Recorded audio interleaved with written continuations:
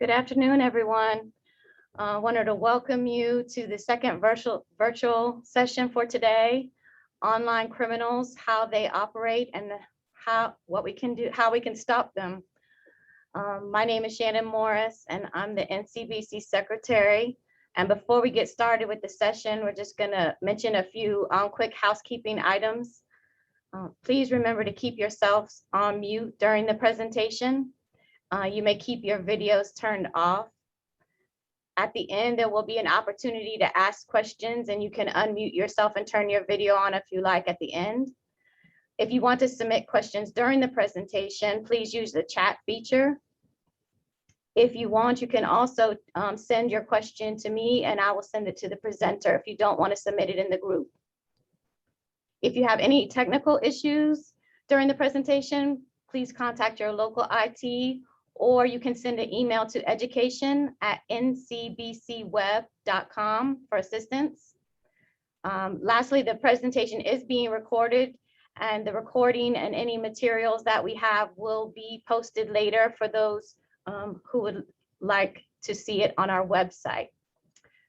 With all those housekeeping issues done, I would like to hand it over to our presenter for today, Amy Bennett, who is the Circuit IT Security Director from the Office of the Circuit Executive for the Ninth Circuit.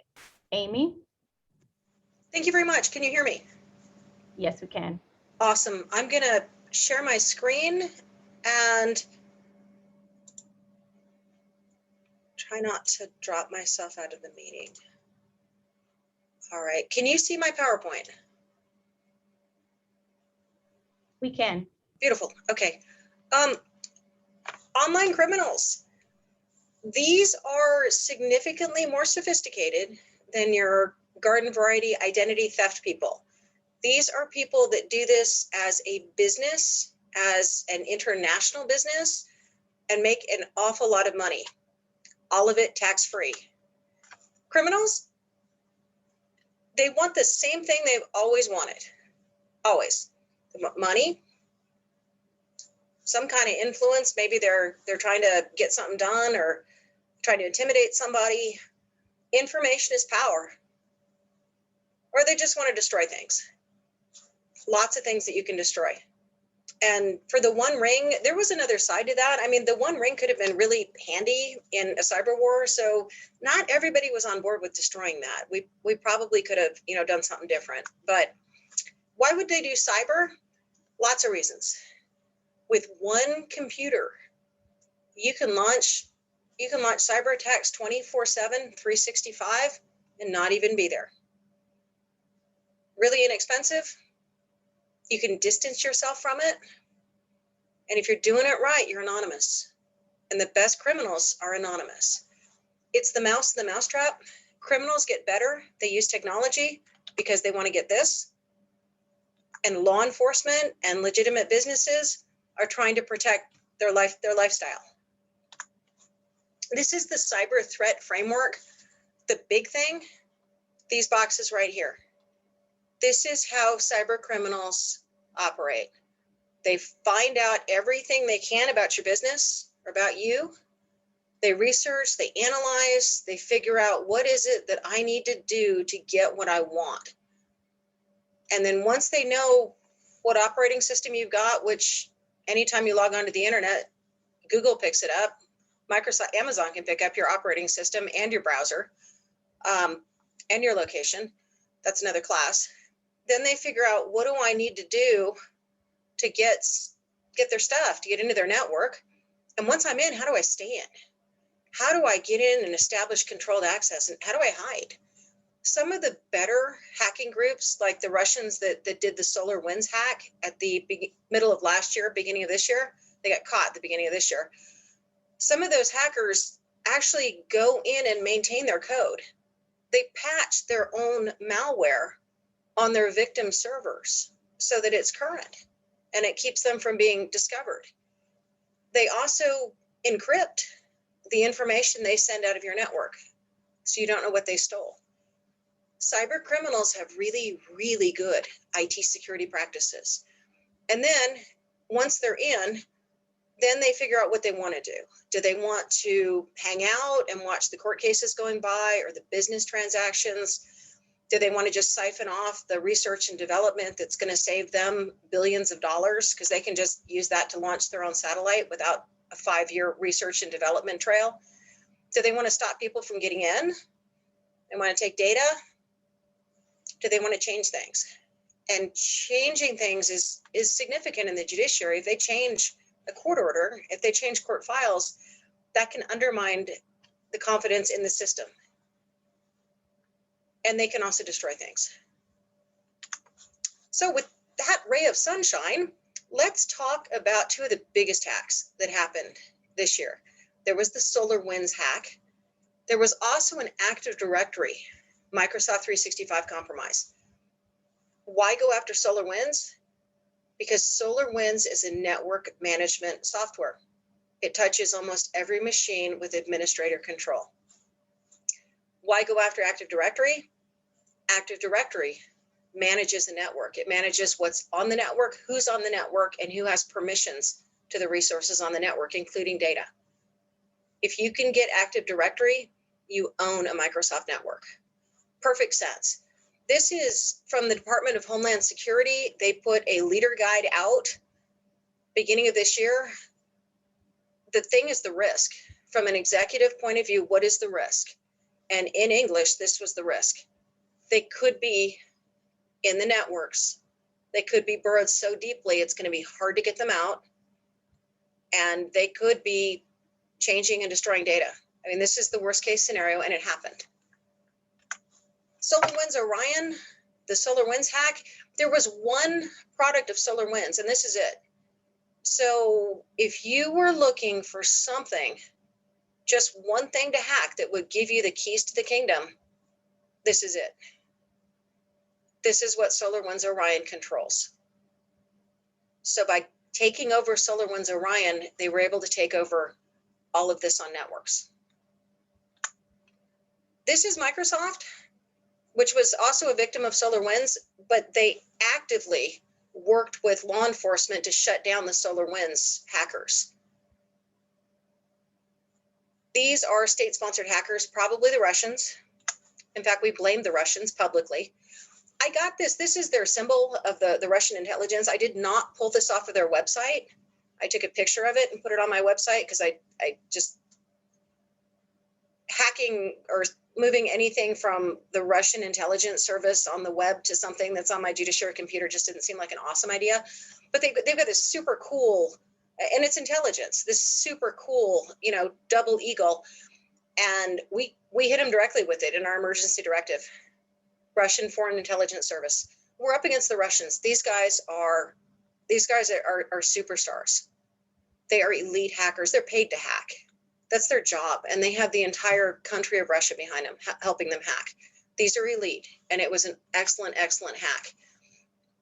The analog version of how they got into SolarWinds, we patch SolarWinds. We get updates for SolarWinds, just like Microsoft provides updates, Adobe provides updates.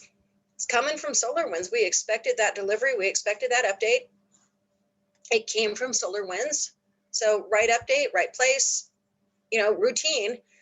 But what the Microsoft hack or what the Russian hackers did was they hid malicious code in a routine update, and it went right in.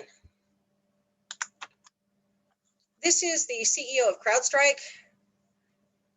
It might not just have been SolarWinds. SolarWinds is the one where it executed. But that code that snuck in routine updates could have been in any update. Microsoft, Adobe.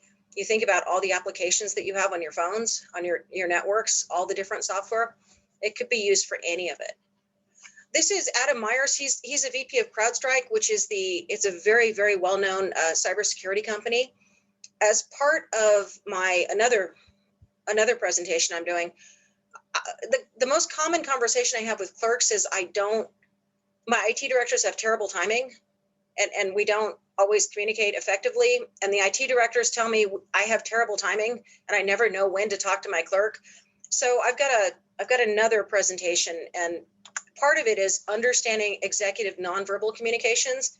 So this is a happy executive, and this is an awesome time to ask for anything. He's happy.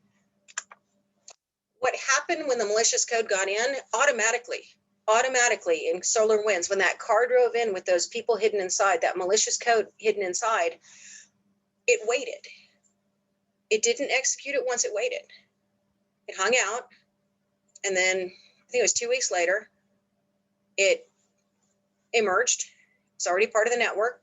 I mean, that code had been accepted, that update had been accepted. It had been scanned multiple times, and all they saw was the car. They didn't see the malicious code inside. So it came out, and it created a backdoor out of the victim network to the malicious network. Then it went through the network and looked at key information about that network and sent it through the door, the back door to the attackers. That was automatic. Everybody that got that update, that car coming in with the malicious code on it, this happened. The attackers then decided whether they wanted to further exploit that network, to which they had a back door. They could walk right in, and to which they had a lot of network information for taking it over. If they did, they created more backdoors, and they closed the original backdoor.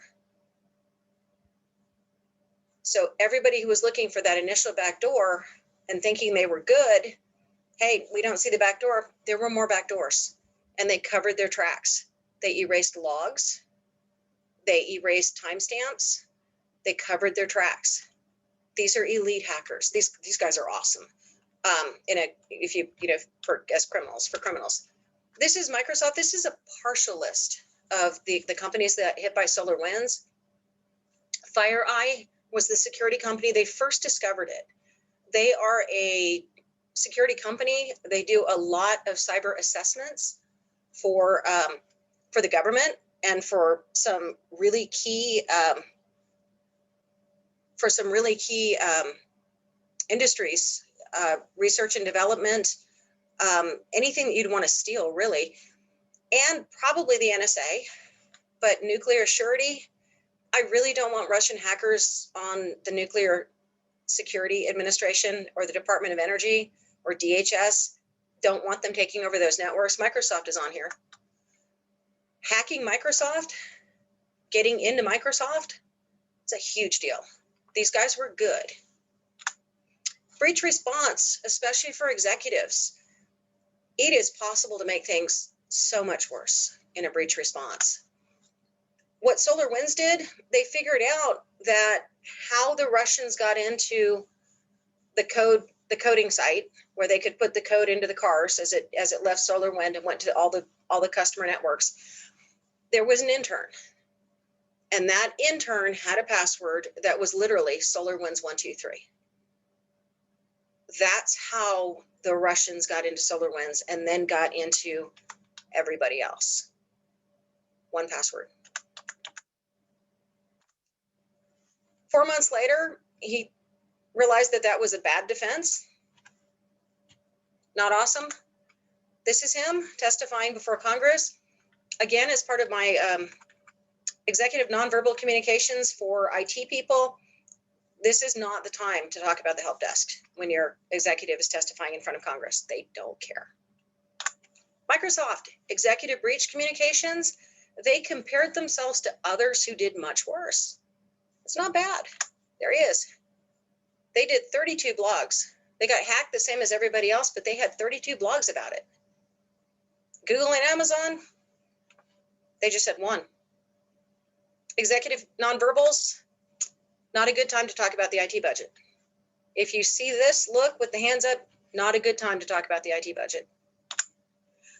For cybersecurity, one of the biggest challenges we have, especially in the courts, is trying to prove a negative. The judiciary places great stock in evidence. Prove to me that this happened. Well, my argument is, cybersecurity argument is, let us prove that it didn't. If there was a door open, and there was a door open, the land health application, which 78 courts were assigned to or were subscribed to, was using SolarWinds Orion. So we got that car coming into our network, and there was a back door. We don't know if anything came through the door. But we also know that they were closing doors and opening other doors. So we don't know. The argument from the judiciary is, from a judicial legal point of view, is you can't prove that we got hacked. Well, no, we can't. But let's prove that we didn't get hacked. And my metaphor is, if you live in Arizona and somebody left a door open, and I can't tell you that something came through the door, I didn't see it, your Ring doorbell didn't pick it up, maybe we should check and make sure that nothing got in. I live in Arizona, I'm on the second floor. And I absolutely understand why this person did not put on that second shoe that day. It's worth making sure that your networks are clean and going out and checking and constantly checking. IT and legal perspectives are different. IT, we don't operate on complete information. It's hard to ask people to patch and scan and log because cyber criminals are trying to hide things. It's hard to have a smoking gun. If you are hacked, it's a lot less like walking into the Louvre and finding out that the Mona Lisa has been hacked or stolen. And it's a lot more like walking in and trying to figure out if somebody photographed the blueprints, because the blueprints are still there. It's subtle and it's never complete information. And it's not always actionable information, but it's worth having best practices to protect your network, because the adversaries absolutely have best practices for hacking them. Microsoft also got hacked. They had a massive hack. It was called Hafnium, which is the name of a state-sponsored Chinese hacking group. So they've got support and training and money and funding and resources from China. This isn't a company. These aren't individuals. These aren't people in a basement. These are elite hackers. And they went after email. And if you think about everything that goes by on email, what you attach, who you email, what you write, anything you put on email, assume it's public, because at some point it might be. So they started with 30,000 and then they doubled it. Then it got worse because it was mail and calendar, and it goes back 10 years. So the question is, we discovered the Chinese were in January of 2021, but how long were they in? How long was there anybody else in? And how did they get in? Okay, stolen passwords again. It's another password. There's SolarWinds 1, 2, 3, and then there's passwords getting into the Exchange servers. There's not a whole heck of a lot you can do about a vulnerability that the company has not discovered and addressed. There is pressure on companies to make sure that the code they're putting out reaches a certain security standard. That's hard. That's why you get these software updates. It's a competitive market, and there's not as much money in updates and maintaining code as there is in initial sales. That's becoming more of an issue as we get these bigger hacks. I trusted you with my information, and your code wasn't secure.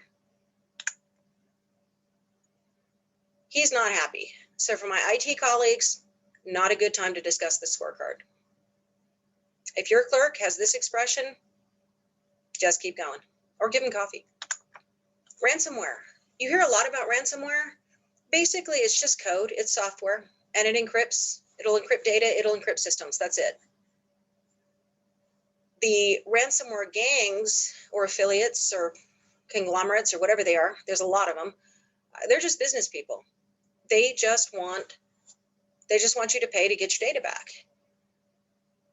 A lot of times, legitimate and semi-legitimate entities do business with criminals. Russia's a good example. Russia had what's called the Russian Business Network, which sounds legitimate. They were hackers, and the Russian government would hire them to hack. They would hire them to go after targets, to go after other interests, and they would also look the other way when they were making their own profit. There is a business, criminal business, called ransomware as a service. You can hire people to hack. You can also become an affiliate of ransomware as a service. We're going to see that.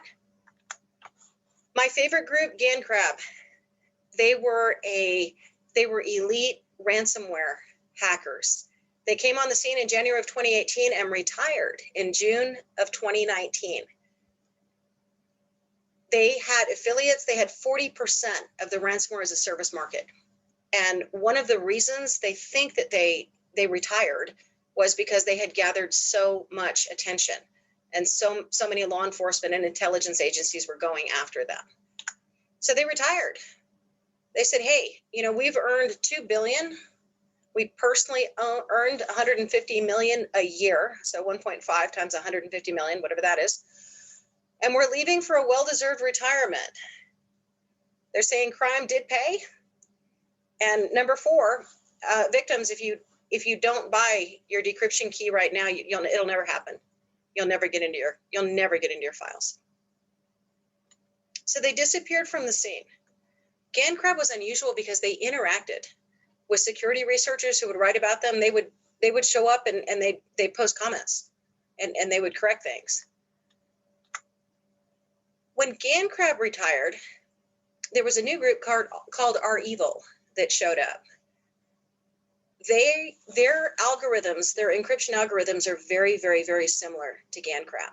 Mathematically impossible to be a coincidence. That would be like 2 strangers having the same DNA. It's a good chance that part of GandCrab or all of GandCrab moved into REvil. And what REvil did is they have an affiliate business where you can be an affiliate and get a percentage off of the code and the infrastructure for hacking and ransomware. They also they were hiring. So you can, if you have a cybersecurity background and you do penetration testing or you're good with networks, you can do an interview with them and get hired by them. It's a business. This is one of their ransom messages.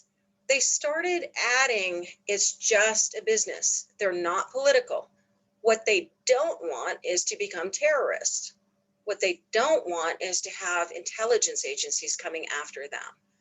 So they're saying, hey, we don't care, but if we don't encrypt your stuff and not give you the key, then nobody's going to work with us. We're not going to be able to steal anything from anybody. So it's not in our interests. REvil was part of DarkSide. DarkSide was an even bigger ransomware group. You might have heard of DarkSide with the Colonial Pipeline hack. Our DarkSide has principles. And if you read in my red box, the things that they could not hack using their ethics, you don't see energy on there. You don't see pipelines. So they don't want you going after medicine, especially with COVID. Funeral services is just rude. Education, you got to give people a chance to get up into the workplace. Nonprofits, government sector, and of course, they were trying to make sure they didn't gain as much attention as they did previously. But energy isn't in here. Pipeline is not in here. So on May 10th, the FBI confirmed that it was ransomware on the Colonial Pipeline, and it was REvil. And it was 1Password. 1Password let the ransomware into Colonial Pipeline and stopped planes from flying, spiked gas prices on the East Coast, got the president involved. 1Password. As part of our executive facial expressions, nonverbal communications, this is the Colonial Pipeline CEO. He's testifying before Congress. Note to my IT colleagues, if your executive is testifying before Congress, not a good time to talk about the scorecard. Also not a good time to change the email system. In the testimony before Congress, they exploited a legacy virtual private network profile that was not intended to be in use. Okay, why was it accessible from outside? And why was it in use? And if most of its operations, there is a standard multi-factor authentication, so a password and a card, or a password and a code, or a password and a retinal scan, but the account that gave the hackers access to the entire organization wasn't protected. that's not something you really want to answer. And then he threw SolarWinds under the bus because he said the password was complicated. It wasn't, Colonial123. So we're much better than SolarWinds. Not awesome. And that it's not great when your CEO is testifying before Congress because that is on the public record and that can cause lawsuits. One of the things that is relatively new, ransomware used to be, we're going to encrypt your data or we're going to encrypt your network, and then you're going to pay us a ransom and we're going to give you the key so you can get back into your network or back into your data. That was, old-fashioned ransomware about 5 years ago. What happened was people stopped paying the ransom. Their backups were good enough and they could go analog, like 911 systems would go back to the phone and they wouldn't pay. Hospitals started backing stuff up. People started breaking the keys. So if you wait long enough, there's a chance that security researchers are going to break the ransomware because there's enough keys out there that they can solve the problem. So what the hackers started doing is exfiltrating data. They take the data out and then they started threatening to post it publicly. They take embarrassing stuff. They take your books. They take personnel files, trade secrets, and they would threaten to post them publicly where anybody could see them. So that's your first ransom. If you want us not to put stuff out where everybody can see them, you got to pay. And then there's the traditional ransomware of you got to pay to get access to get back into your network and back into your systems. Double ransom. That was Colonial Pipeline. This is a ransom note. This is not the one that hit Colonial Pipeline, but it's similar. This is DarkSide. So you got to pay me and it's going to double. And also it's got to be Bitcoin. So, or you can do, this is another currency. This is another virtual currency like Bitcoin. And don't worry, we're good at this. And by the way, you've got, your time ends and then it's going to get doubled. This is not Colonial Pipeline, but another victim of DarkSide communicating with them. How do I know? Well, they'll decrypt a sample file. Yeah, okay, well, are you really not going to publish our stuff or sell it? These are criminals. Of course, they're going to publish it and sell it and keep trying to get more money, but okay. And then of course not, we're not going to do that.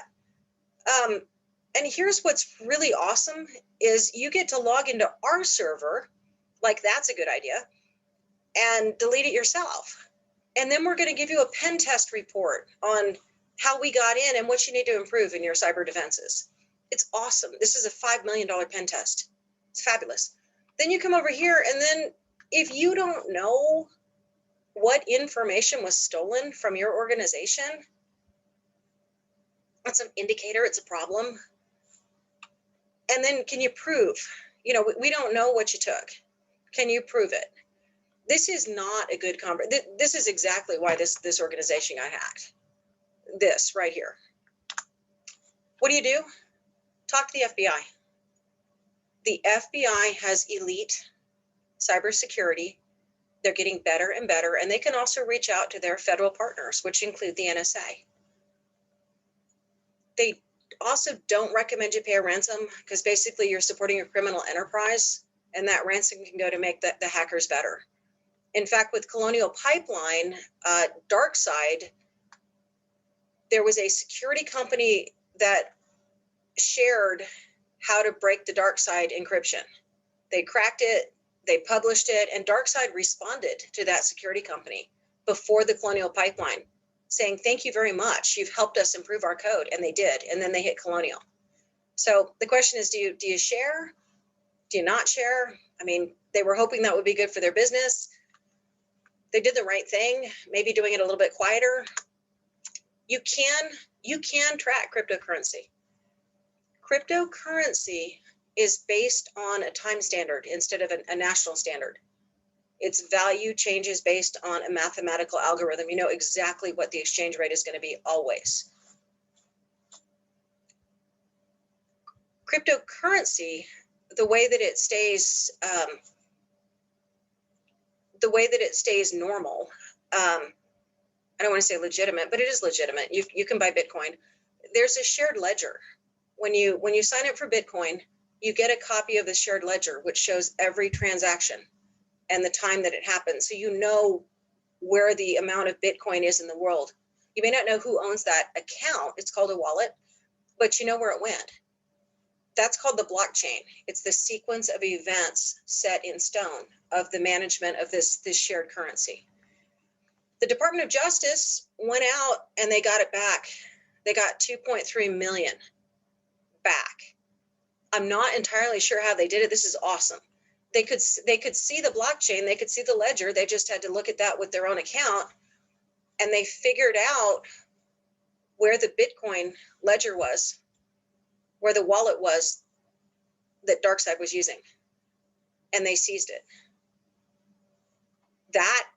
That's awesome. That is going to blow ransomware wide open if they can't hide their profits. So this is the absolutely cool, awesome thing. And then there's the law, which basically says it's a computer intrusion and we can seize it. And the super cool thing is that was the federal judiciary. There was a warrant. And here it is, 63.7 Bitcoin. That's what the FBI used to go out and grab part of this ransom. The Colonial Pipeline was such a huge hack that it changed the ransomware as a service, I'm going to say industry. I use the term lightly. DarkSide had probably made about 60 million. Again, they showed up after GandCrab retired in mid-2019 and after REvil showed up.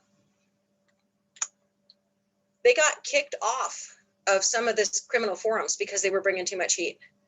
So all the illegal websites they were trying to use to hire people, to get affiliates, to communicate, basically, they got kicked off because they were bringing so much heat from the Colonial Pipeline hack. And I love that it was a major short-term disruption of the ransomware economy. XSS is one of the biggest cyber criminal forums. They kicked all the ransomware as a service people off, all of them. You can't sell it, you can't do an affiliate, because they have ideological differences, criminal ideological differences with the ransomware operators. They were unhappy about the media attention, and I'm going to argue that was media police and intelligence. Just too much PR. So they went too far because they upset their fellow criminals. So what did they do? They went out of business. They lost their blog. They lost their payment server. They don't have denial of service servers. They can't attack anybody and take down their websites and destroy their business anymore. I mean, it's terrible. And they can't even get any help. They can't get tech support because the tech support is only working at the request of law enforcement agencies. It's tough when you can't get tech support. So, and they lost all their money. Somebody got in, not sure if it was law enforcement, but somebody got in and took all their money. So they went out of business. After the Colonial Pipeline hack, the United States identified 16 critical infrastructure sectors that we really need to protect. I agree with these. They're pretty obvious. It's a significantly longer list than the original DarkSide, what we're not going to hack, and we don't have nonprofits on here. These things could hurt us if somebody got in. They could hurt us badly. And we're up against some of the most incredible minds in the world that are being supported by huge states and huge economies. How do you defend? My Packers. You gotta keep your applications, keep them as current and up to date as possible. Again, if Microsoft doesn't know they've got a vulnerability for 10 years, there's not a whole lot you can do about it, except patch immediately. Because as soon as something becomes public knowledge as a vulnerability, hackers can just jump on that. They're going to try to hack you before you patch, and make sure that your antivirus and anti-malware are up to date. Because if somebody does get in, they get through your network, they get through your firewalls, they get to that device, that's your last line of defense. Antivirus, anti-malware, that's the German Shepherd in your house that's going to jump on somebody coming in. You got to make sure you can recover. This is from the FBI. I don't think this ship is going to recover. I don't think backups is really going to help it, but it's an awesome picture.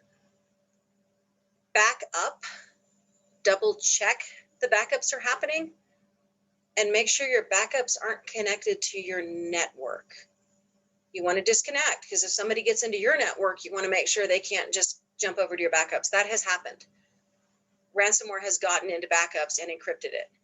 It was an Iranian ransomware group, and they would hit on a Friday night. So they had all weekend to encrypt stuff. Have a continuity plan. You know, what do you do if this thing happens? Monitor your network, because ransomware is no longer just encrypting your network or encrypting your data. They want to exfiltrate it, and they can't do some huge amount of information exfiltrating. They bleed it out.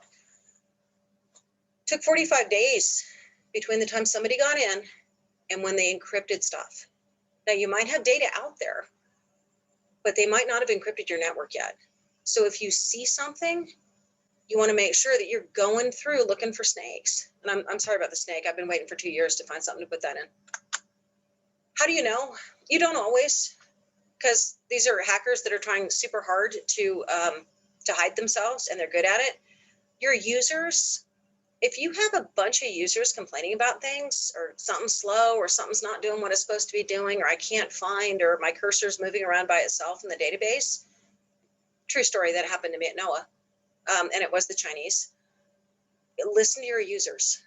Sometimes the help desk, the elite cybersecurity people don't think about the help desk, think about the help desk, because generally they're the first people that are going to notice that something's wrong. That's your first line of defense, your users, your help desk. And watch for what's leaving your network. You want to make sure that nobody's going out and creating a backdoor. You want to make sure that nobody is exfiltrating data out of your network. You can set your firewalls to look at what's leaving. A lot of people with firewalls, they're so focused on blocking things coming in, but they're not looking at what's going out, because of course that's coming from friendly. Those are friendlies. Well, if somebody got in, they're not friendly anymore. It's worth watching what's leaving your network. I worked at an agency when I was in the Army, and I was the chief of cyber warfare. We were looking at our logs and realized that about 3 o'clock every morning, it was like 3:12. It was some obscure time, but it was the same time. There was a bit of information going to China from somebody's account.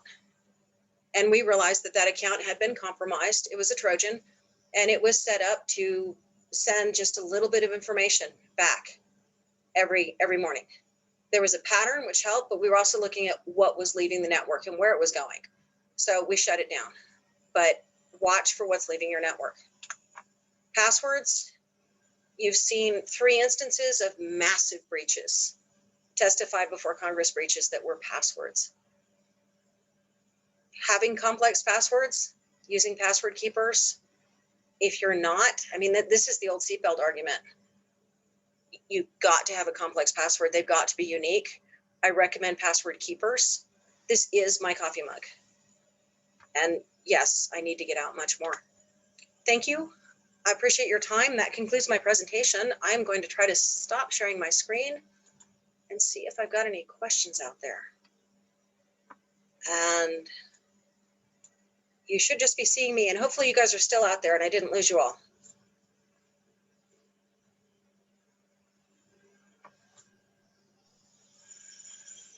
Anyone has any questions, you can unmute yourself and ask your question aloud, or you can put it in the chat.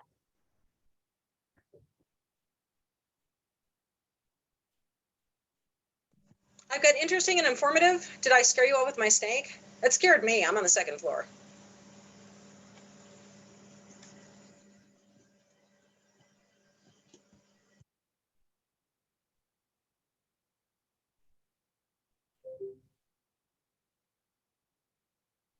Can you hear me? My Roomba picked now to vacuum. So I just shut it down. I'm sorry. Yeah, there is a lot to process. I would ask, think hard about proving the negative, about scanning your network, actively scanning your network for vulnerabilities and intrusions, and looking at what's leaving your network through the firewalls. I mean, it's awesome. I mean, it's being former military, I love that it's a mental game, but it can become physical really quickly. Like when they shut down the pipeline or if they shut down a dam. I mean, we're close to one of the advantages we have with China and with Russia is the same thing we had with nukes is we had mutually assured destruction. They don't want to launch a cyber attack on us because they don't want us to launch a cyber attack on them.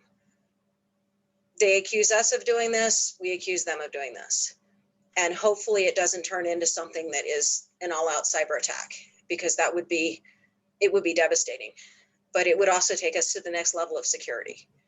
The goal is to get to that next level of security before we have a real out and out cyber attack, if that comes. And how do you protect yourself as a consumer? Everything I have is backed up to the cloud. I'm good with it. I'm also backed up to the cloud. Your data in the cloud should be backed up to a US cloud, not overseas. And you should have the only copy of the key to decrypt your data. It should be encrypted. You have the only copy. You want it in the US because those are US laws. What your big data centers do, your big clouds, and cloud just means somebody else's network, whether it's Amazon or Google or whoever.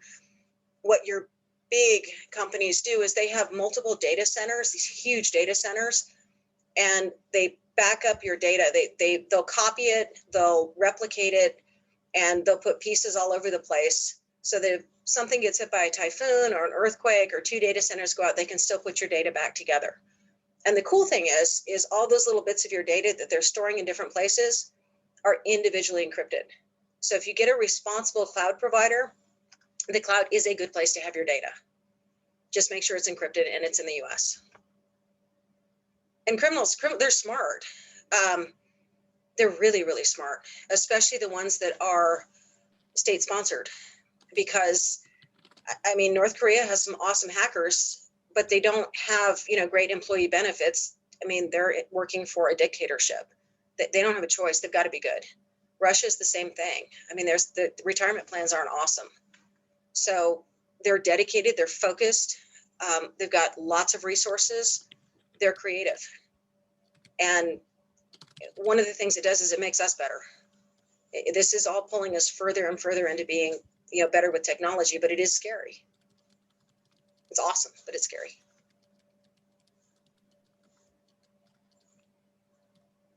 Have I scared you all into next week? Okay. Well, that concludes my presentation. If anybody does have any questions, let me know. And it was an absolute privilege to talk to you today. I love the bankruptcy committee, our community. You guys are awesome. Thank you. Thank you so much. Thank you, Amy. Great information. Thank you all for attending. Thank you for the Education Committee for organizing these virtual sessions. This is our last session for today. Thank you for attending and hope to see you at the virtual sessions in July. Until we see each other again, enjoy your summer. Bye for now.